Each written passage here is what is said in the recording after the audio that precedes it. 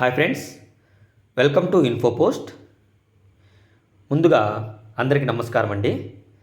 మీరు GDS నోటిఫికేషన్కు apply చేస్తున్నట్లయితే ఈ వీడియో తప్పనిసరిగా ఒకసారి మొత్తం చూడండి, స్కిప్ చేయమాకండి. ప్రతి పాయింట్ మీకు వివరంగా ఇంపార్టెంట్గా ఉంటుంది. ఒకవేళ అప్లై చేయకపోతే ఈ వీడియో చేసిన తర్వాత మీరు క్లారిటీ తెచ్చుకొని అప్లై చేసుకుంటే మీకు చాలా ఉపయోగంగా ఉంటుంది. ముందుగా ఇక్కడ ఎస్ఓ బిఓ అనే రెండు కేటగిరీస్ ఉంటాయి. ఎస్ఓ అంటే మనకు మండలం లెవెల్లో పనిచేసే ఆఫీస్ అనమాట. ఎస్ఓ అంటే సబ్ ఆఫీస్ అంటారు, సబ్ ఆఫీస్. ఇది మండలం లెవెల్లో ఉండే ఆఫీస్ అండి. బిఓ అంటే బ్రాంచ్ ఆఫీస్. ఇది ప్రతి గ్రామంలో ఉంటుంది, బ్రాంచ్ ఆఫీస్ అంటారు. ఈ ఎస్ఓ మండలంలో ఉండే దగ్గర పనిచేసేవారు SPM and Dak Sevak. SPM అంటే సబ్ పోస్ట్ మాస్టర్. అతను దానికి ఆ పరిధికి హెడ్గా ఉంటారండి. నెక్స్ట్ డాక్ సేవక్ అనేవారు వీరు ఎస్పిఎం కింద వర్క్ చేస్తూ ఉంటారు. ఇతని గురించి తర్వాత ఇంకా వివరంగా చెప్తాను. నెక్స్ట్ బీఓ కింద అంటే బ్రాంచ్ ఆఫీస్, ప్రతి విలేజ్లో ఉండే బ్రాంచ్ ఆఫీస్ కింద బీపీఎం అలాగే ఏబిపిఎం వర్క్ చేస్తారండి. బీపీఎం అంటే branch post master. Next ABPM అంటే అసిస్టెంట్ బ్రాంచ్ పోస్ట్ మాస్టర్.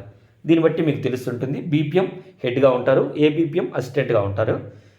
దీని తర్వాత మనము నెక్స్ట్ చూసుకున్నట్లయితే ఇప్పుడు చూసుకుంటే డాక్ సేవక్ గురించి మీకు ఎక్కువగా ఇన్ఫర్మేషన్ ఎక్కడ మీకు తెలియదండి, అందుకే దీనిలో వివరంగా చెప్తాను. డాక్ సేవక్ అనేవారు మండల పరిధిలో అంటే కొన్ని బీఓస్ కలిపిన అంటే కొన్ని బ్రాంచ్ ఆఫీసుల మిళితమైందే మనకు ఎస్ఓ అండి, అంటే సబ్ ఆఫీస్. ఈ సబ్ ఆఫీస్లో ఉండే అతనే డాక్ సేవక్. అంటే ఎస్పిఎం ఉంటారు, ఎస్పిఎం కింద మనకు అసిస్టెంట్గా డాక్ సేవక్ ఉంటారు. వీరు లెటర్స్ డెలివరీ చేస్తారు, ప్లస్ ఆఫీస్ డ్యూటీ మొత్తము ఇతనే చూసుకోవాల్సి ఉంటుంది. లెటర్స్ డెలివరీ అంటే ఇప్పుడు మనకు విలేజ్లో మనకు మహా అంటే రోజుకు 5 నుంచి 10 లెటర్స్ వస్తాయండి.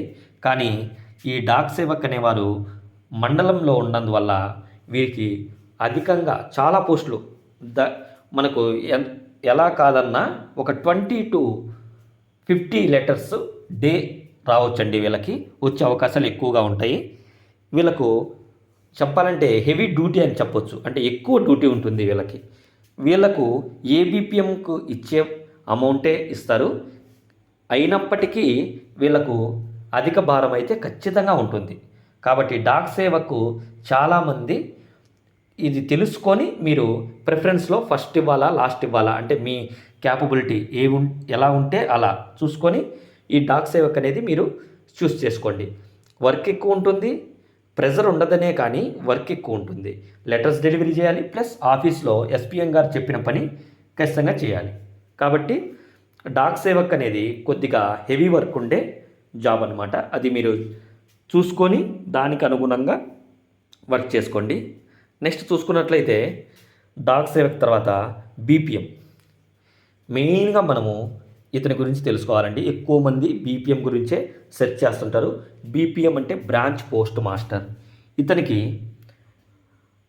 ఇతని విధులు చూసుకున్నట్లయితే అకౌంట్స్ చేయాలి, అంటే బ్యాంకింగ్ సెక్టార్ లాగానే అకౌంట్స్ చేయాలి. అకౌంట్లు కొన్ని సందర్భాల్లో టార్గెట్స్ కూడా ఇస్తారండి పై అధికారులు. ఆ టార్గెట్స్ కంప్లీట్ చేయాలి. అంటే వెరైటీ ఆఫ్ అకౌంట్స్ ఉంటాయండి. మనకు పిల్లలకు సంబంధించిన అకౌంట్స్, పెద్దలకు సంబంధించిన అకౌంట్స్ అని వేరు రకాల ఎస్ఎస్ఏ, ఆర్డి, ఎస్బి ఇలా వేరు రకాల అకౌంట్స్ ఉంటాయి. ఆ అకౌంట్స్ అన్నీ ఓపెన్ చేయాలి. నెక్స్ట్ క్యాష్ ట్రాన్సాక్షన్స్ చేయాలి. అంటే ఆ బీఓలో ఆ విలేజ్కి సంబంధించిన విత్డ్రాల్స్ కానీ డిపాజిట్లు కానీ అన్నీ చేయాలి. నెక్స్ట్ ఇన్సూరెన్స్లు కూడా మనకు పోస్ట్ ఆఫీస్లో ఉంటాయండి, ఆ ఇన్సూరెన్స్లు కూడా చేయాలి. ఇవన్నీ కూడా టార్గెట్స్ ఉంటాయి. ఇన్సూరెన్స్లు ఇన్ని టార్గెట్స్ అని ఉంటాయి, అకౌంట్స్ ఇన్ని టార్గెట్స్ అని ఉంటాయి. ఇవన్నీ చేసుకుంటూ మనం విలేజ్ పరంగా అందరి దగ్గర మంచి మన్ననలు పొందుతూ నీట్గా ఉంటేనే బీపీఎంగా మనం రాణించగలుగుతాం. కాబట్టి ఇక్కడ మెయిన్గా మనకు శాలరీ ఉంటుందనే కానీ ఒక ప్రెజర్ మాత్రం ఉంటుందండి. టార్గెట్స్ వల్ల మనకు కొద్దిగా ప్రెజర్ ఫీలింగ్ అనేది ఉంటుంది. బాగా మంచి విలేజ్ అకౌంట్స్ అన్నీ అవుతుండే విలేజ్ అయితే పర్వాలేదు. కానీ అక్కడ పాపులేషన్ తక్కువ ఉండి అకౌంట్స్ ఎక్కువ చేయాలనుకున్నప్పుడు మనం ఒక ప్రెజర్ ఫీల్ అయ్యే అవకాశం ఉంటుంది. దాన్ని బట్టి మీరు ఈ బీపీఎం అనేది చూస్ చేసుకోవాలి. నెక్స్ట్ నేను బీపీఎం ఏబీపీఎం యొక్క తేడాలు కూడా చెప్తాను, డిఫరెన్షియేషన్స్. దాంట్లో మనం ఇలా డ్రాబ్యాక్ ఏందో చూద్దాం. నెక్స్ట్ ఏబీపీఎం చూసుకున్నట్లయితే ఏబీపీఎంకు ఒక విలేజ్లో letters delivery plus bag delivery plus కాదు, ఒక ఏబీపీఎం లెటర్స్ డెలివరీ అయినా ఉంటుంది, లేకపోతే బ్యాగ్ డెలివరీ అయినా ఉంటుంది. ఒక్కొక్క ఏబీపీఎంకు ఒక్కొక్కలాగా ఉంటుంది. ఒక ఏబీపీఎంకు ఆ విలేజ్ 2 విలేజెస్ కలిపి మనకు లెటర్స్ డెలివరీ ఉండొచ్చు, లేకపోతే ఒకే విలేజ్కి లెటర్స్ డెలివరీ ఉండొచ్చు. లేదు ఇంకొక ఏబీపీఎంకి బ్యాగ్ డెలివరీ అంటే ఎస్ఓలో మనము లెటర్స్ కానీ ఆ బ్యాగ్ కలెక్ట్ చేసుకొని ఒక 2-3 పోస్ట్ ఆఫీసెస్కి అంటే బ్రాంచ్ ఆఫీసెస్కి ఇచ్చేసి అతను మళ్ళీ అక్కడ బ్యాగ్ రిసీవ్ చేసుకొని ఎస్ఓ ఆఫీస్కి తీసుకొచ్చి ఇవ్వాల్సి ఉంటుంది. ఇలా ఏబీపీఎంకి ఆ డ్యూటీ కానీ ఈ డ్యూటీ కానీ 2 కలిపి వేయరండి.